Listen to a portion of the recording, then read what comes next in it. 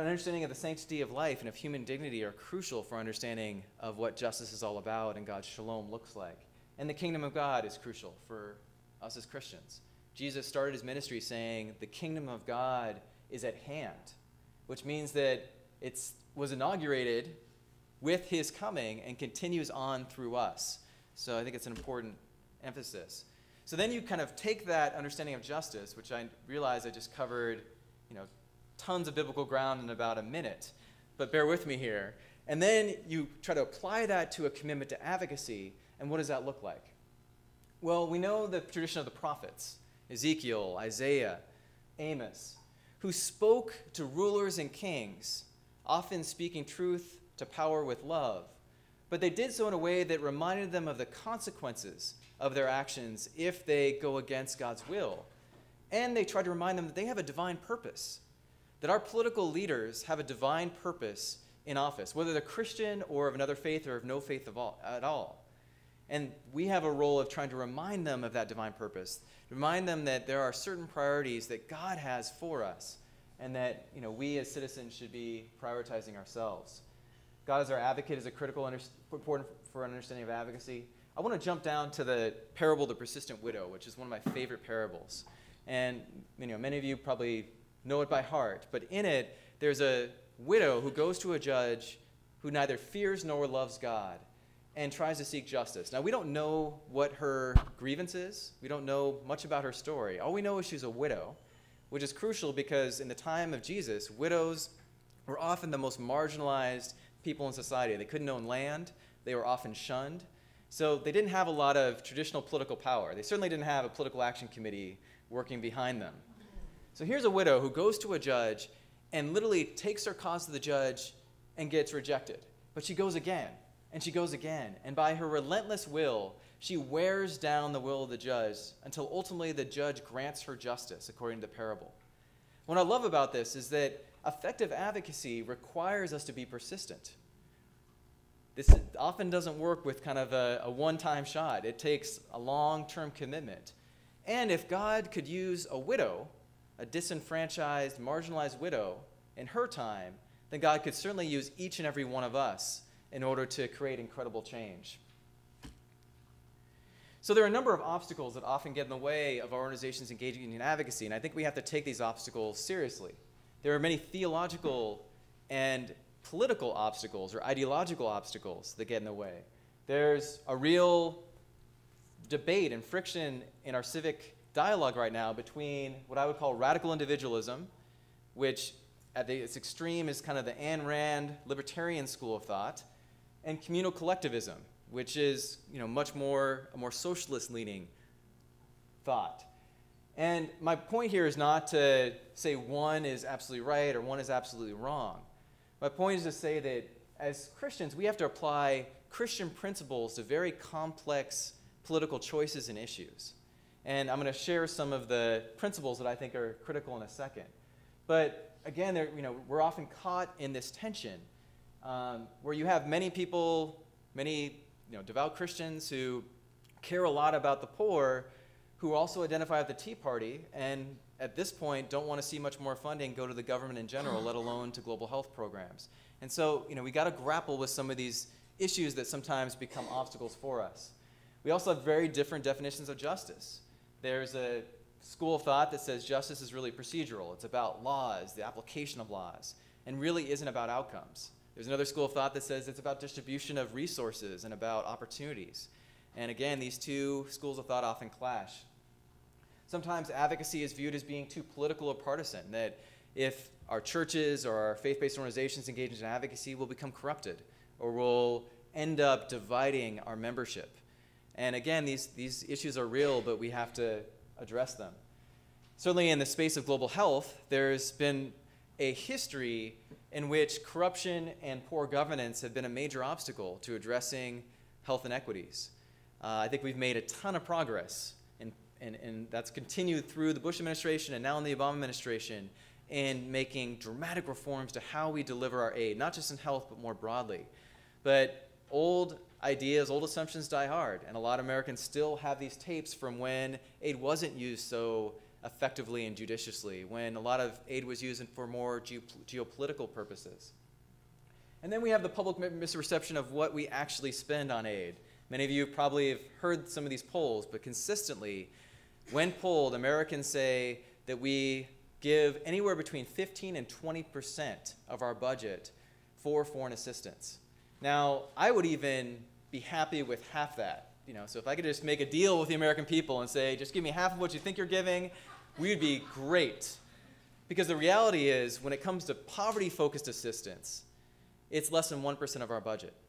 And then even much less if you just look at health. And so we're giving a fraction of our overall budget to help save lives and to help make the world a safer, better place. But yet, this misperception creates a major obstacle when it comes to advocacy. So I just want to give you a couple principles that I think are crucial as we engage in advocacy that will help maintain our integrity as people of faith and as people who care about these issues. These actually come from a document called Faithful Citizenship that's put out by the Catholic bishops. And I think the three of these together really provide a good compass. The first is that when we engage in politics or in policy, we should be engaged but never used. The independence of the church voice is crucial. And I think there have been cases in our history where there's been too close an alignment between a particular faith-based movement and a particular political party. And that's very dangerous. We should be political but never partisan. We should be trying to convince all parties, independents, Democrats, Republicans, to prioritize these issues that we know are close to God's heart. And again, we may have different opinions about how to get there. But the fact that a concern for the least of these, a fact that God prioritizes those that are marginalized and poor, shouldn't be an issue of real debate within the church. The question then is, how do we act on that, and how do we engage without being partisan? In other words, just supporting one particular party or party's vision. And then we should be principled but never ideological. We should have core principles, but we should not just attach ourselves to one ideology as the solution that's going to get a particular outcome. This is a quote that Dr. King also said that I think is a great one. He said, the church is called not to be the master or the servant of the state, but to be the conscience of the state. And I love that image of being the conscience, not the master, not the servant. So there's lots of ways to engage in advocacy. And one of the things that I think is really important is to focus on how we can do it in a uniquely Christian way. Doesn't mean that we don't learn from Saul Alinsky, as I've learned a lot from, or from other key organizers and advocates over our history. But there's some things that I think that we can do that are really unique. One is we don't, first and foremost, see the people in power that we're trying to influence as targets. And hopefully, Lois, you might appreciate this. In the traditional school of organizing, the person that you're trying to change their mind of is considered a target. And when in reality, they are a person with real values, real struggles internally. And I think there's a role that we can play in ministering to people in power to help them act on the courage of their own convictions. Doesn't mean that we minister to them in a strictly religious way. It just means that we help remind them of the people they care about the most, the values that they came into office to act on. Secondly, we can discern in what God's will is, and that isn't important through the context of prayer, but we can cast God's vision. So often God's vision and our dreams are so much more powerful than starting with the problem or the issue. So often I feel like campaigns are driven by the issue or the problem and not on the actual vision that we feel we're trying to achieve. We need to expose and name the lie that is so often behind whatever the condition we're trying to change. In the civil rights movement, the lie was that African Americans were inferior to everyone else. And that lie had to be exposed in order for the civil rights movement to really take hold and be able to transform our laws, our country, and our nation's attitudes. We've got to nurture and sustain leadership is critical. And we got to understand that we operate according to God's kairos, God's time, not simply the world's time. I know I'm running out of time, so I just want to share just a couple of quick things that help contextualize this, because I know a lot of this can seem overwhelming and big, but I want to give you a specific example. I've learned a ton about how to engage in advocacy through my experience with the Treatment Action Campaign in South Africa. These are t-shirts from TAC that have emblazoned on them HIV positive. The idea for this t-shirt actually came from the founder, who read some history of the Danish king, the king of Netherlands during the World War II, who wore a Star of David as a way to make it almost impossible for anyone to distinguish between Jews and non-Jews. And so the rest of the Danish people ended up doing the same.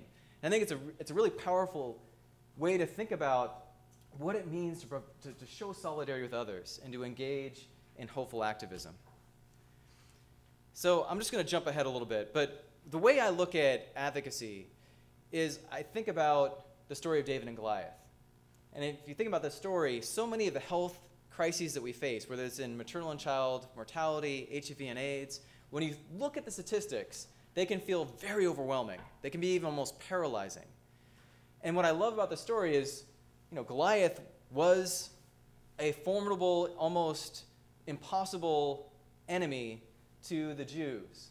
And yet here this kind of scrawny shepherd boy has the courage to take him on, but he does so by reconfiguring the battlefield according to the unique gifts that God has given him. Initially, Saul tries to give him a sword and a shield, and he realizes these are useless to him. And you all know the end of the story. He finds a slingshot and 5 smooth stones. He only needs 1 stone to knock the mighty Philistine down, and then cuts off his head. And I know this is a little bit of a gory story in one sense, but I think we can apply this story to any issue that we faced in global health, because we have to also reconfigure the battlefield, if you will, according to the unique gifts that God has given us. I'll share more details about this in the Q&A if you want, but it's critical that we do effective mapping of who has the power to make the change that we want. Who are the actors? What are their interests? What are their values? We have to cut the diamond, or we have to cut the issue in just the right way in order to develop a campaign that will be successful. We need to tell effective stories. Those statistics are overwhelming, but when you start telling the story of one or of one community, one child, you are able to reach the heart, and ultimately you can then motivate others to take action. You have to build a winning coalition. Unusual suspects and strange bedfellows make very effective coalitions. I think that's one of the reasons why there's been such enduring support for PEPFAR. It has been a very big tent coalition that has supported the creation of PEPFAR and the ongoing funding for PEPFAR, from ACT UP to Franklin Graham and Samaritan's Purse. Can't say they always work together on every issue, but they have traditionally, or as of late, both supported more U.S. spending for prevention and treatment programs around the world. And lastly, we have to evaluate, celebrate, and then recalibrate our campaigns. So often we don't do enough celebration. Even in the small victories, we need to celebrate and then move on and learn from whatever went wrong and then adapt our strategy based on that. So the thing that I want to end with is this concrete example of World Vision's Child Health Now campaign.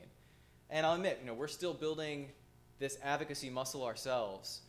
And 3 years ago, we launched our first ever truly global campaign that's united all 97 offices under one campaign called Child Health Now.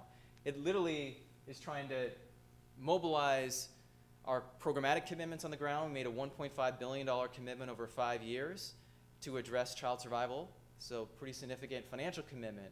But we also are using our voice to try to make child and maternal health a priority for national governments.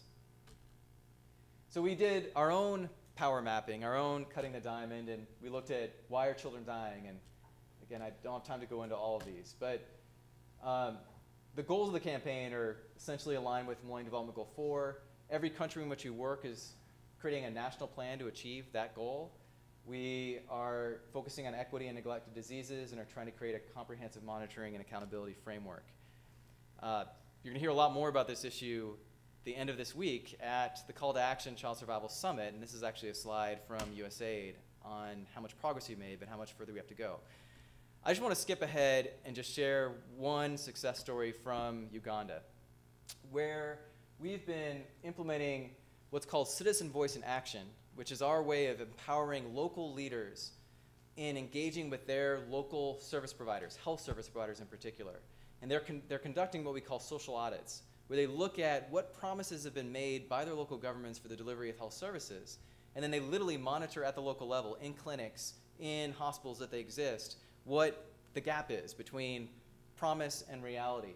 They've also been engaging in these health fairs, where we provide some basic health services, but we really use it as a way to conscientize the community around their rights to health and around what's happening at the community level.